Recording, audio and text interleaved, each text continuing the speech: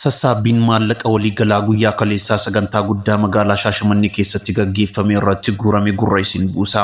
Sagantaa guddaa kana irratti uummanni amantaa Musliimaa hundi kaabaa kibbaa bahaa dhiyaan walitti qabamuun namoonni amantaa garagaraa hedduun irratti hirmaatuun ulamoonni daa'imwanii fi ustaazonni hedduun dhufuun hooggantoonni gurguddoon godina Arsii Lixaa fi kanneen biroo hedduun irratti argamuun sagantaa kana bareechanii seenaa addaa hojjetamee katabame kana irratti ashaaraa mataa ofii kaawwatanii jiru. Maallaqni guyyaa kaleessaa sagantaa guddaa sana irratti sassaabame waliigalaan kan niyyaa fi harkaan harkatti galee dabalatee birrii miliyoona 101 kuma 151 fi birriin 200 guuramee jiraachuun koree irraa gabaasiin nu gahee jira.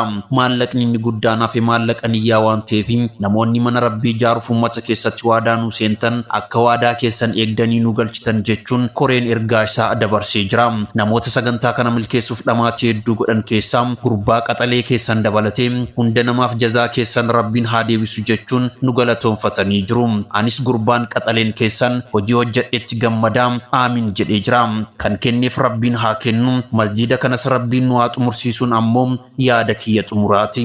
Isinis namoonni viidiyoon poost godhuun sheer koppii liinkii riipoost gochuun na cinaa dhaabbattan hundaa fi guddaa galatoomaa jazaan keessan rabbiin biraa haa ta'u isiniin jechuu barbaada. Kun mana gurbaa qaxaleeti.